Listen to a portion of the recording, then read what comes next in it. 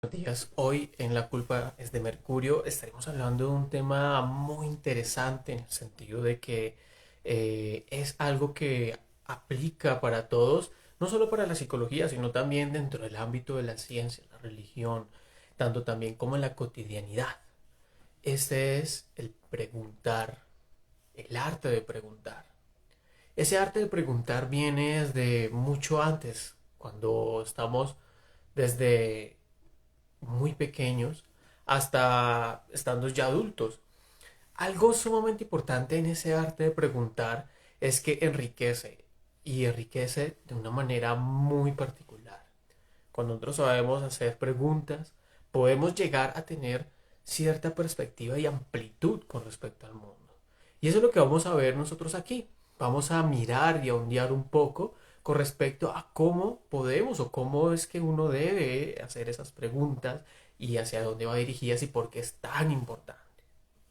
Es así que comenzamos a tener en cuenta algo muy interesante que nos dice el filósofo italiano Antonio Gramsci, que dice que hay que romper ese tabú con respecto a lo que es el ámbito de la filosofía, porque dentro de la filosofía se encuentra el arte de hacer preguntas.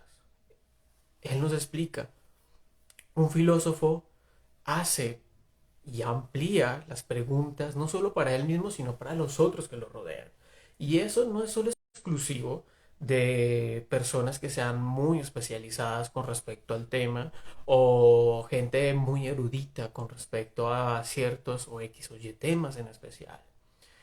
La filosofía como elemento importante e impulsador para hacer preguntas es una disciplina que está al alcance de todos. Algo muy bonito que Antonio nos dice es que la filosofía es esa herramienta del pueblo, esa herramienta que todos pueden usar. Y nos habla de algo muy interesante y es que cuando nosotros nos permitimos tener esa filosofía espontánea, que es esa filosofía que está en la cotidianidad, podemos ampliar y podemos ver focos que antes no habíamos visto. Es de esta manera que él nos dice, mira, la filosofía está desde el ámbito más común, el sentido común y el buen sentido, como también en el lenguaje. Y ahí habla con respecto a Derrida, que Derrida nos habla de algo muy interesante y es que a partir de las preguntas se van tejiendo palabras, se van tejiendo lenguajes y se va construyendo incluso culturas y sociedades. Es así que también no solo el lenguaje, sino dentro del ámbito de la existencia misma, del ámbito del existir propio, se comienza a crear una actitud filosófica con respecto a la vida. Y aquí comenzamos a tener algo sumamente importante y es esa actitud filosófica de cómo hacer preguntas.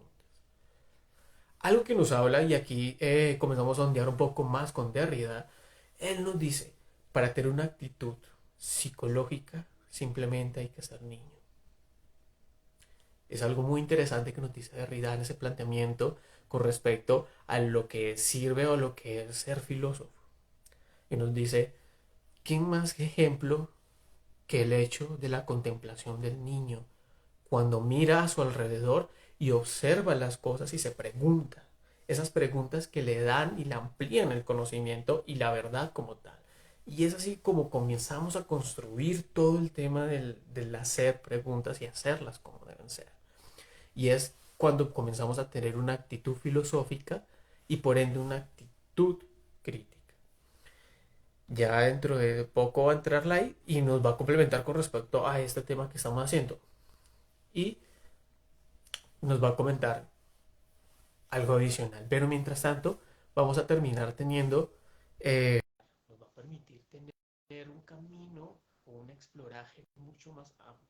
Y lo vamos a ver desde muy pequeños hasta completamente hasta adultos. Es algo que vamos a tener siempre presentes y que de cierta forma estaremos ahí constantemente viéndolo. Es de esta manera que, por ejemplo, en este caso de Derrida nos decía, desde el niño, desde la pregunta del qué, el cómo y cuándo, se comienza a generar esa construcción crítica, esa construcción de poder contemplar y ver los detalles y poder ir mirando qué es lo que a nosotros nos llama la atención, qué es lo que a nosotros nos genera dudas, qué cosas que están en el mundo son absurdas y tengamos nosotros que poder, de cierta manera, permitir para, o de cierta manera, poder cuestionar para dar soluciones o mirar otras opciones. Entonces estamos acá cambiándole la solicitud. Vamos a ver si se conecta live y podemos hacer el en vivo. Creo que está fallando el internet.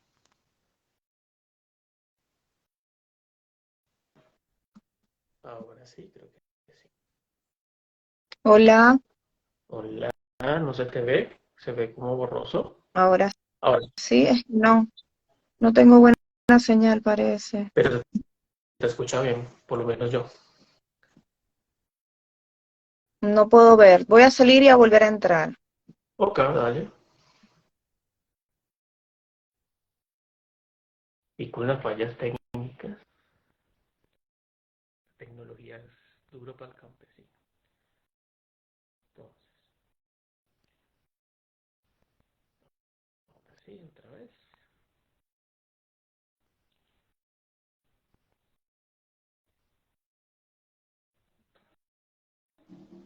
Ahora creo que sí. Ahora sí, listo. ¿Bien? Ya, déjeme poner un filtrico porque a esta hora ya estamos feos. Bueno.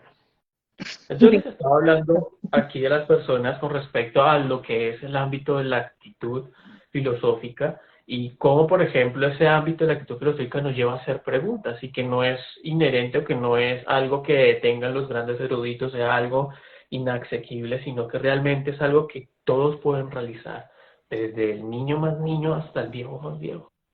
Claro, de hecho, mientras menos filtros tengamos de acuerdo a nuestra edad, tenemos mayores posibilidades de hacer preguntas incómodas también. Ujú. Bueno, que resultan incómodas para el adulto en realidad, pero no lo son para el niño. Sí, Entonces, por ejemplo, un niño no tendría reparo en hacer preguntas, ¿por qué esta persona tiene la misma ropa que tú, mamá o papá? ¿O por qué nosotros somos pobres o somos ricos? Este, claro. ¿Por qué algunos niños tienen estos juguetes y yo tengo estos otros? ¿Por qué algunas familias tienen dos papás y dos mamás? Es decir, en realidad para ellos es mucho más sencillo que para el adulto hacer preguntas. Pareciera que a medida que crecemos vamos perdiendo esa posibilidad de preguntarnos sobre nuestra propia vida, sobre nuestra propia existencia y sobre el mundo en el que vivimos. Claro, y eso es algo muy importante y muy bonito que decía Derrida, y es que el mejor ejemplo es la niñez cuando queremos mirar esa actitud filosófica. Y es que de cierta forma comenzamos a entrever que las preguntas muchas veces uno no las hace porque tiene ese miedo social o ese castigo social, pero que de cierta manera esas preguntas permiten llegar o permiten establecer puntos que tal vez no se habían hecho o que no llegaban a hacer esas conexiones. Por ejemplo, esas que dices tú, bueno, ¿por qué estas familias son distintas o por qué suceden estas situaciones? O por qué a mí me pasa esto, porque yo me siento así. Y son reflexiones Claro, que o son esto que me importantes. pasa a mí, ¿será que le pasa a otras personas? ¿Cómo será, cómo se sentirá esta persona ante esta situación desconocida o conocida?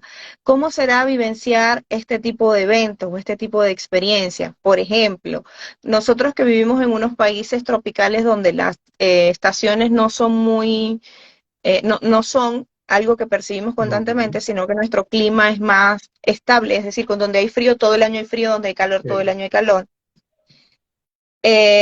Me preguntaba yo cómo se sentía esto de la depresión gestacional, ¿no? Estacional, que decían que los libros han hablado un montón de eso. Yo decía, me parece impensable, tan rico que puede ser el frío o la nieve, tanto que se podría disfrutar eso. ¿Cómo es que alguien podría deprimirse ante ese escenario? sí. Cuando voy a la experiencia subjetiva, me doy cuenta que hay muchos otros factores que interfieren. Y entonces me hago otras preguntas. ¿Cómo hago yo, persona que no tiene experiencias previas ante esto, para atender esta situación y esta realidad? ¿Qué pasaría si no la atiendo? cómo me ayudarían las otras personas a atender esto que me está sucediendo. Y cómo puedo yo empezar a tener un repertorio que esté relacionado y vinculado con las experiencias de las estaciones para poder prepararme y anticiparme. Entonces, todas estas preguntas nos permiten, más allá que encontrar respuestas efectivas, nos permiten poder comprender de qué manera podemos nosotros conectarnos y afrontar y asumir la vida misma. Entonces, por Claro. eso es muy importante para el niño, por ejemplo, cuando el niño Ujú. va al parque y todo le parece asombroso a pesar de que haya ido todos los días al parque. Y todos los días puede hacer preguntas completamente diferentes. Yo recuerdo, yo tengo un niño que atiendo los lunes y los miércoles y tenemos mucho tiempo conversando. Y en diciembre yo le dije, mira, me voy a ir para Chile, me voy a ir por un tiempo porque necesito estar con mi familia. Y ahora nos conectamos virtualmente. Y me dice, ¿cómo se siente ser una persona que se va de Lima a vivir a Chile? Y eso es muy importante y muy valioso. Sí. Ahí, ahí de cierta manera cuando nosotros hemos aplicado esa actitud filosófica es cuando nos damos cuenta que muchas veces nosotros vivimos en un estado de inconsciencia donde pasamos ver o dejamos pasar las cosas y no nos comenzamos a generar esos cuestionamientos. Por ejemplo, un estado propio de tristeza, decimos, ven, hoy estoy triste, hoy amanecí con el pie derecho, pie izquierdo, pero uno lo toma más normal, ¿sí? Pero igual cuando uno está en esa actitud de contemplación filosófica, de hacer esas preguntas, decir, oye, ¿por qué pasa y por qué está pasando en estas situaciones? Es cuando uno se da cuenta, por ejemplo, y dice, venga, hay algo que se llama depresión estacional, ¿sí? Así es. Venga, es que no sé, no me dieron los juguetes que yo quería cuando estaba de Navidad y por eso estoy triste. ¿Por qué me pone a mí triste que no me den esos regalos? ¿Sí? Y esa actitud lleva también a ese elemento de conocimiento de sí mismo y conocimiento del mundo, que es algo muy relevante y algo muy chévere que decía Sócrates ahí, que decía, cuando tú preguntas, cuando tú generas que el otro piense y tú pienses, estás generando algo que se llama de cierta manera ese conocimiento eh, intelectual, pero que ese conocimiento intelectual permite conocer y apropiar. Y apropiarnos de decir, venga, yo estoy triste, ¿ahora qué voy a hacer con eso? ¿Sí? Y es cuando comienza a verse esa actitud filosófica en la vida, en la cotidianidad, la filosofía como un modo de vida, la pregunta como un modo de vida. No sé si te ha pasado a ti, por ejemplo, que haya personas que tengan ese tipo de actitudes.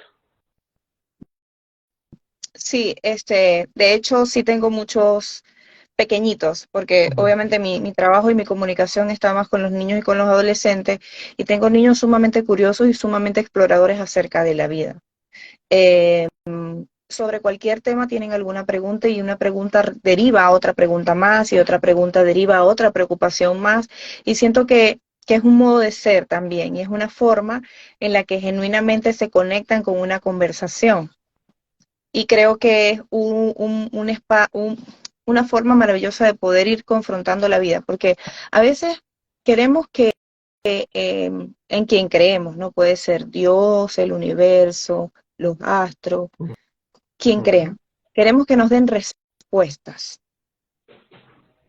y no somos capaces de preguntar realmente y de preguntarnos realmente y de hacer preguntas que sean eh, confrontativas, como decía, a veces incómodas. Eh, Recuerdo una experiencia de una conversación con unos amigos de la comunidad LGTB, Q+, que nos contaban sus primeras experiencias en la relación, cómo se conocieron, cuando sus padres aún no sabían que ellos eran homosexuales. Y ellos nos Sí. contaban que para ellos sería este mucho más seguro que sus papás los pudieran haber acogido en su casa y ellos hubiesen podido tener ese descubrimiento de la sexualidad activa, de las relaciones sexuales, en un espacio seguro. Y en ese momento yo me hice muchas preguntas y la primera pregunta que me hago es, yo nunca me hice esas preguntas que estas personas hicieron. Es decir, wow, qué impresionante es tener un espacio seguro para hacer esa exploración, pero es que yo tenía un espacio seguro. Entonces esas preguntas surgían y surgían y surgían y me pareció un momento sumamente revelador, porque cada vez que me iba respondiendo yo misma las preguntas, incluso en la conversación también, me iba haciendo más preguntas. ¿Qué se siente ser una persona que quiere explorar su sexualidad y que no tiene un espacio seguro para hacerlo? Claro, cuando yo hacía los círculos de diálogos existenciales había algo muy interesante y es que esa base de la pregunta permitía de cierta forma desestructurar lo que ya veníamos viendo. Es eso que veíamos Claro, como un estado de inconsciencia. Entonces, cuando nos preguntábamos o ese otro pregunta, es como si nos desencajaran una pieza y nos hicieran ver realmente lo que está pasando internamente. De cierta manera, en ese estado crítico no crítico alarmático, ¿no? Sino ese estado crítico de de preguntas, cuestionamiento. de cuestionamiento. Llegábamos a incluso a ver que de cierta manera esas situaciones en las cuales nosotros llegábamos a querer buscar esas respuestas, como tú dices, eran realmente porque no nos conocíamos y no nos tomábamos el tiempo de preguntar, de decir, ¿por qué yo estoy así? Porque quiero buscar estas respuestas y no otras. Porque hostigadamente quiero tener ese tipo de respuestas. Y es cuando comenzamos a identificar que siempre va a tener ese ámbito de que es pregunta y va a haber una respuesta, pero que no siempre va a ser la verdad, que es lo que hablábamos una vez con Lai cuando estábamos cuadrando lo del tema, y es que precisamente en las respuestas que nosotros obtenemos solo una porción de lo que es la realidad, pero que de cierta manera no quiere decir que sea la respuesta total. Y que ¿Por qué? Porque las respuestas son subjetivas a las percepciones de quien está preguntando también. efectivamente, Es decir, Es decir, que probablemente la respuesta, la percepción que yo tenga de esa situación o de esa experiencia va a ser distinta a la que tenga Camilo, porque él es una persona diferente a mí y tiene experiencias de vida completamente diferentes y ve el mundo de forma diferente, desde el género, la experiencia de su vida, desde su cultura, desde su aprendizaje, desde su educación, y así los dos tengamos una ocupación similar, tenemos recorridos y caminos completamente diferentes, por lo tanto las preguntas que nos vamos a hacer son preguntas distintas. Por ejemplo, una pregunta que yo me estoy haciendo en este momento de mi vida relacionada con el oficio es, ¿hasta cuándo podré yo con la responsabilidad de ser psicoterapeuta? Y si quiero seguir cargando con esto. ¿Y cómo se sentirá no ser psicoterapeuta?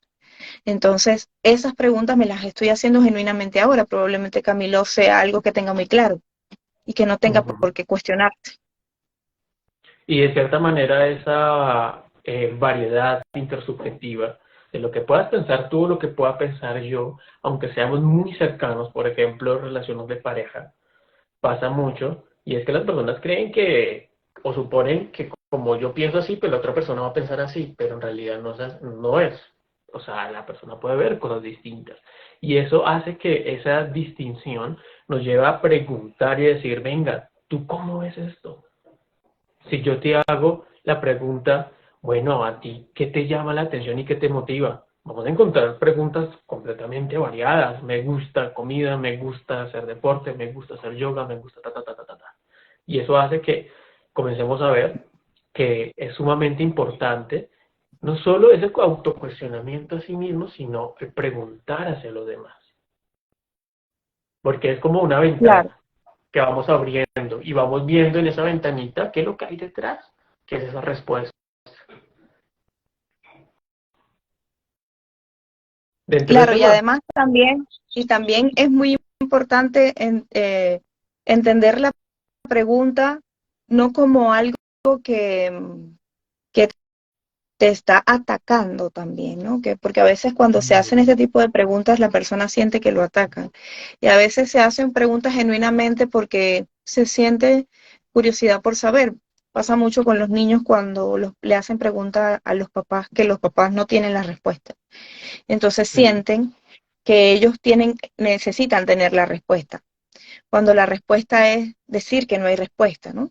Y poder encontrar una solución en conjunto. Entonces también el hacer preguntas es una posibilidad para abrir la experiencia, para entender las creencias de la otra persona, la experiencia de la otra persona, para poder acercarnos o aproximarnos a la comprensión de la experiencia de otro también. Claro, y ahí es cuando comenzamos a ver y a ir desmenuzando con nosotros hacemos y hablamos del arte de hacer preguntas. Es bueno, ¿cómo poder hacer esas preguntas? Esas preguntas normalmente vienen con ese elemento importante, uno que es ese ámbito contemplativo.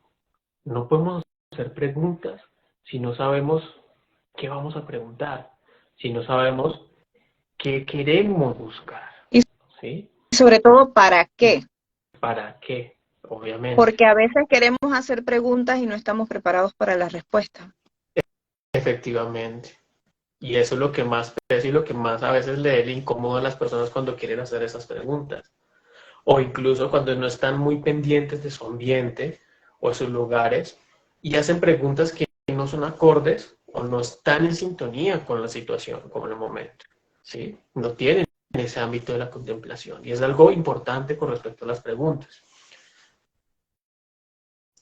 Algo también que vamos a tener muy presente cuando queremos nosotros preguntar es, bueno, dentro de eso, ¿qué queremos nosotros buscar?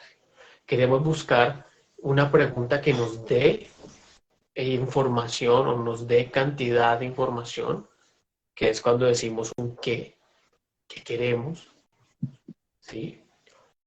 O bien cuando nosotros queremos buscar o identificar de cierta manera lo que es todo un método, un proceso de por qué llegamos allí. Entonces es cuando preguntamos, bueno, ¿cómo fue que sucedió esto? ¿Qué fue? ¿O cómo fue que llegaron a esto? O ¿Sí? cómo fue que yo me metí en esta situación, o cómo fue que llegué a repetir esta situación, o, o cómo esta situación me afecta. ¿Qué cambia Claro, de mi vida esta situación o esta experiencia? ¿Cómo se siente hablar acerca de esta situación también?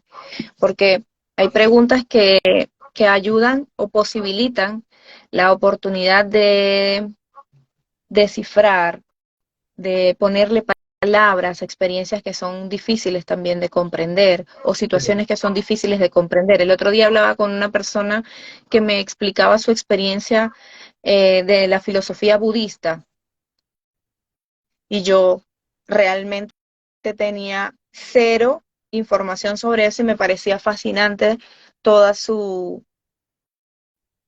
explicación. Y eso me generaba más preguntas. ¿Cómo fue que esta persona llegó a decidir que eso era valioso para su vida? Eh, ¿Cómo va a vivir con qué dinero va a vivir esa persona que decidió lanzarse hacia la vida y abandonar todo lo que se supone que para mí, desde mi experiencia, desde mi vida, es importante? Y, y cómo esta persona cree fielmente en lo que esta filosofía dice. O sea, me surgieron muchas preguntas a partir de una conversación. claro, de una inicial, de una pregunta inicial surgen muchas más preguntas. Que eso es algo muy interesante que se plantean en la filosofía, cuando decían, bueno, ¿para qué la filosofía también? Uno dice para hacer preguntas, para cuestionarse, no para tener tantas verdades, sino para ampliar y dejar preguntas al aire, para decir, venga, anímense, pregúntense, ¿sí? Y es cuando comenzamos a ver este tipo de preguntas. Por ejemplo, cuando nosotros nos centramos en ese que estamos hablando, de ese campo, podemos decir, fenomenológico, que nos hace decir qué es lo que yo puedo sentir, qué es lo que está sucediendo, qué es lo que yo estoy pensando frente a esto, ¿sí? Y es un ámbito cosificador de lo que está sucediendo como tal. Y ese cómo es ese posicionamiento que tengo yo frente a la situación en sí. Sí, Claro, porque es que al hacerte preguntas también nos ayuda a ubicarnos en el momento en el que estamos ante esa realidad. Y el que los otros nos hagan preguntas también nos permite a nosotros ubicarnos en otras perspectivas que no habíamos visto. claro. Esa es la posibilidad de la conversación. Claro, y llegamos, por ejemplo, a esas preguntas más profundas como el por qué, estamos llevándonos al origen de las razones que llevan a esa situación, a que se origine. Por ejemplo, los niños preguntan por qué el cielo es azul, ¿sí? ¿Por qué, por qué hay personas en la calle? ¿O por qué tengo yo que comerme esto cuando no quiero? ¿Sí? Y buscamos razones u orígenes posibles de lo que sucede. Como por ejemplo, incluso esa pregunta típica del ¿cuál es la situación? ¿Es solo un elemento descriptivo o realmente nos pregunta decir cuáles son esas comparaciones que tenemos con las opciones y nos plantean opciones? Pero aquí hay una pregunta muy interesante que es el para qué. ¿Qué crees tú que nos podría servir el para qué? El para qué yo creo que abre una experiencia de significado, es decir, Ujú. lo que tiene valor en este momento en la conversación. Sí. Por ejemplo, ¿para qué hacemos nosotros estos espacios? Entonces, mi respuesta podría ser para brindar un espacio de educación, de información, de cercanía, de algo que es muy importante para mí, que es la psicología, la filosofía, la psicoterapia. Entonces, Sí, ahí el para qué va enmarcado en un valor y además le da un sentido a lo que se hace. claro, y muchas veces cuando nosotros prestamos atención a ese lenguaje que habíamos visto al inicio, es cuando comenzamos a decirnos muchas veces, sobre todo eso le pasa a los padres, cuando le hacen preguntas a los hijos y hacen malas preguntas. Utilizan un qué cuando debían hacer un cuándo, por qué, con un para qué, y hace que de cierta manera el lenguaje, tanto en la interacción con el otro, sean disruptivos o disfuncionales, y se generan esas interacciones o esas faltas Y de... tampoco le brindan la posibilidad de poder ellos mismos explorar realmente. Por ejemplo, Sí. yo quiero usar el celular. ¿Para qué necesitas tanto tiempo el celular? No es lo mismo que por Mm, qué usas tanto el celular. sí. ¿O qué es lo que tanto tú haces allí en el celular? Sí, Pues, ¿cómo es que pasas tanto tiempo en el celular? Son claro. preguntas que van hacia la misma situación, pero que aperturan significados completamente distintos. Ujú. Y si nosotros hacemos una buena pregunta, estamos confrontando de forma que podemos ir a veces directa, por ejemplo, en este caso, con el menor decir, oye, sí, yo por qué quiero utilizar el Claro, celular en este porque a momento. lo mejor Y él nosotros, como usuario no se ha preguntado para qué ujú, lo usa tanto o cómo claro, o no se ha dado cuenta cómo es que pasa todo el día en el celular. sí. Por Entonces, ejemplo, de cierta si yo manera, te digo a ti, si yo te digo a ti, Camilo, tú usas el celular, Camilo, de 7 de la mañana a 11 de la mañana. En ese horario hago estas y estas y estas y estas tareas. ¿Cómo es que yo puedo hacer esta cantidad de actividades y cómo es que tú solo puedes usar el celular? ¿Me podrías contar sobre eso? claro. Entonces, eso de cierta manera hace que haya una apertura para que la persona pueda decir, venga, ¿esto que me está diciendo es cierto o es mentira? ¿Estoy siendo excesivo con el uso del celular? ¿Sí? Y de ahí comience a germinar otros O se elementos que hagan pudieran otras entrar en acción. preguntas, como por ejemplo, ¿cómo es que ella hace tantas actividades y yo solo hago una? Completamente. Y ahí es cuando nosotros comenzamos a identificar y comenzar a notar lo que es la importancia de las preguntas más en ese ámbito de querer explorar y querer identificarse a sí mismos. Las preguntas es un eje central que va a permitir, de cierta forma, direccionar lo que nosotros queremos obtener y lo que queremos hacer como un elemento. Entonces se vuelve una herramienta de uso, por ejemplo, en el ámbito de tanto de las psicoterapias como también en la medicina y todos los ámbitos donde estamos en un ambiente social, humano, es necesario las preguntas. Es necesario saber qué es lo que piensa el otro y qué pienso yo frente a esa misma cuestión. Pero también en otros ámbitos, por ejemplo, a nivel de ingeniería, física y demás, cuando se hacen esos cuestionamientos de decir, venga, ¿por qué hay un agujero negro en la mitad de la galaxia, ¿sí? Y Claro, llevan a todos y el de hecho, proceso científico. si no se hicieran preguntas, no se hicieran descubrimientos. Ujú. O simplemente nos pondrían en un cuestionamiento no tan amplio, sino a cuestionarnos, decirnos qué es lo que nosotros hubiésemos querido preguntarle a esa persona referente a X tema. O qué hubiésemos querido nosotros preguntarnos a nosotros mismos cuando estábamos hace 5 o 6 años. Porque hemos Claro. perdido ese espacio o esa oportunidad de preguntar. Para poder regalarles, Camilo, a las personas que nos están escuchando, el poder ir entrenando o el poder tener, más que entrenar, tener apertura, ¿no? A atreverse a hacer la pregunta. ¿Cuál sería como un primer paso que se podría hacer? Ese primer paso básicamente es prestar atención a los detalles, prestar atención a esas pequeñas cosas que nos suceden alrededor. Desde ese ámbito, yo lo pongo siempre en el ámbito de la comida, cuando estamos comiendo con la familia. Es un germen de preguntas y de darnos cuenta de muchas cosas. El sentarnos, cómo o por qué, en qué posición nos sentamos, qué comidas comen más los otros, qué temas surgen allí. Son pequeños detalles. Ese es como el eje central, identificar los detalles, porque ahí comenzamos a ver cosas muy interesantes, por ejemplo, que decía Tales de Mileto, y es que en ese momento de contemplación del detalle es cuando vemos, por ejemplo, las incoherencias, los patrones o las cosas que tal vez no pensábamos que estaban allí presentes. Y es cuando surgen las preguntas.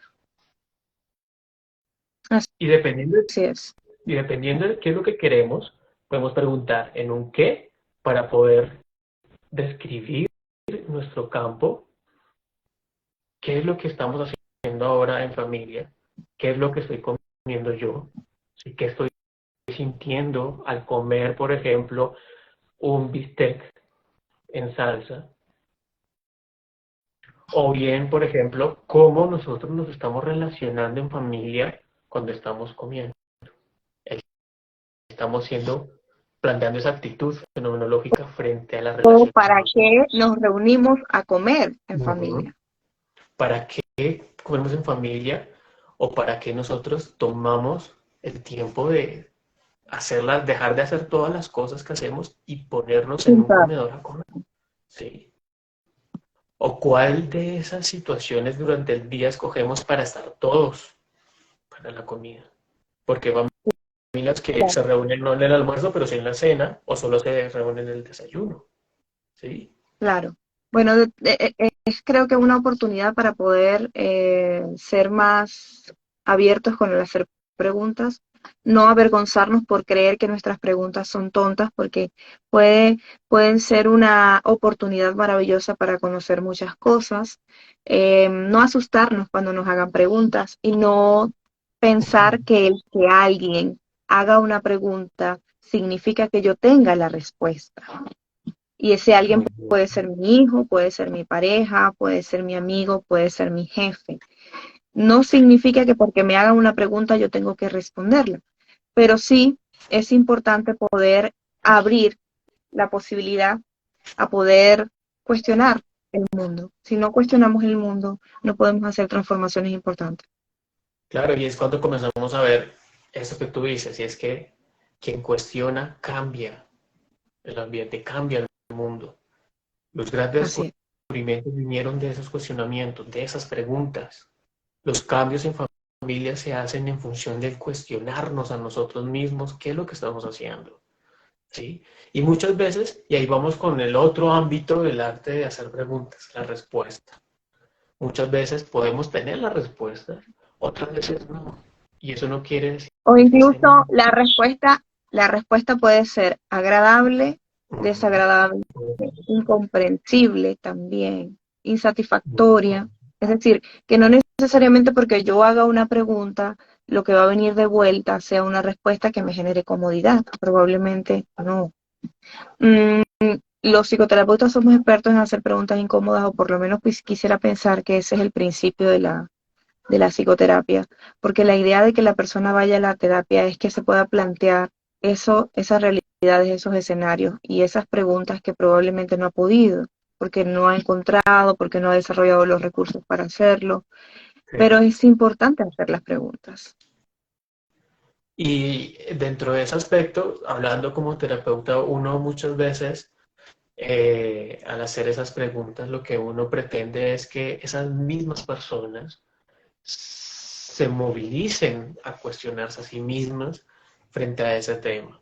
A Así, decir, venga, ¿yo por qué estoy fumando si ya dejé la situación que me aquejaba? ¿O por qué estoy yo tratando mal a mi hija o a mi hijo? ¿Cuál es esa frustración que me está llevando a ser violento o violenta? ¿Sí? Y que son cosas que hacen que uno se sacude y se mueva y comienza a generar esas respuestas.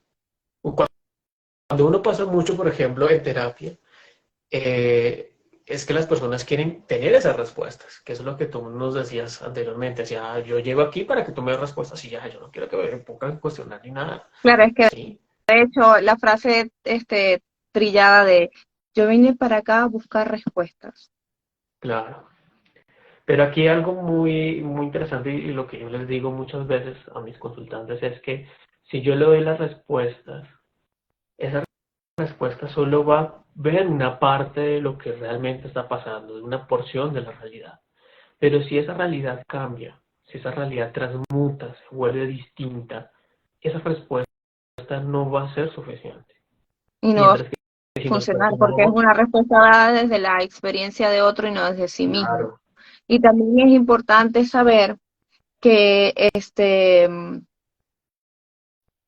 el que yo mismo me pueda hacer las preguntas es un ejercicio que necesito hacer para poder ver distintas posibilidades también, que probablemente no había visto. Yo quiero cerrar diciéndoles una frase que a mí me encantaba de una profesora que tenía yo en la universidad, que, que ella me decía cuando revisaba la casuística y explicaba, por ejemplo, en qué habíamos fallado, qué nos faltaba mejorar en la casuística, nos decía, está claro lo que te expliqué, y a veces obviamente estaba claro, a veces no.